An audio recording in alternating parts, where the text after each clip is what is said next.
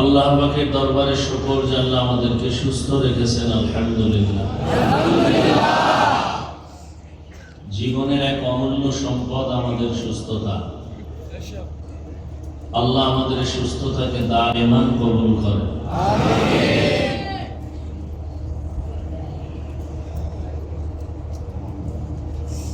হযরত উলামায়ে কেরাম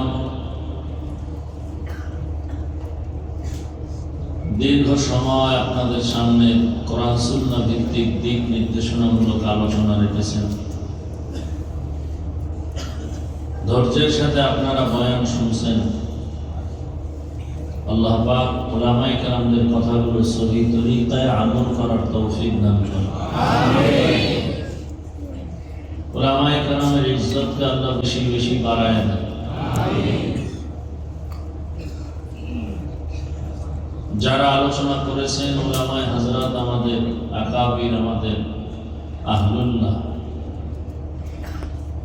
যাদের সোহবতে বসাও একটা ভাগ্যের ব্যাপার,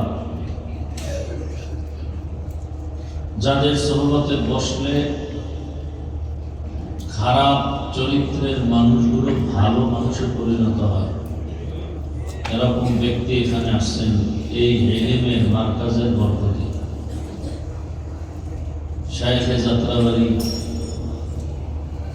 এরপরে বিভাগীয় হযরত সাজিদুর রহমান সাহেব দামাত বারাকাতুহু, আমাদের মাথার মুকুট আল্লামা মুফতি মিজানুর রহমান সাহেব দামাত বারাকাতুহু সহ অনেক উলামায়ে কেরাম, আল্লাহ তাদের হায়াতে ইজ্জতে ইলমে বরকত বাড়ায়। আমিন। বয়ান অনেক হয়েছে, এখন শুধু মোনাজাতটা বাকি। এই মোনাজাতটা দিয়েই আজকে বিদায় নেওয়ার চিন্তা, বেশি কথা বলা, সেই মানসিক অবস্থা বা শারীরিক অবস্থাও দুর্বল। আল্লাহ, এখন সবাই বাড়ি গিয়ে ঘুমাবে, ফজরের নামাজে আবার মসজিদে হাজির হবে। আর যারা সারা রাত মোবাইলের ডিউটি করে, এগুলো তো আর ফজরেরও চিন্তা নাই, ঘুমানোরও চিন্তা নাই। এরা যখন বয়ান শুনতে পারে এটা বোনাস। এই জন্য এদের টাইমের দিকে অতটা পেরেশানি নেই। তো আয়াত ও হাদিস পড়ছি, তর্জমাটা বলে সংক্ষিপ্ত চারটি কথা বলি, মোনাজাত দেব ইনশাআল্লাহ। আল্লাহ আমাদের সবাইকে কবুল করুন।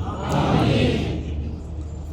ইয়া আইয়ুহাল্লাযীনা আমানু তাকুল্লাহ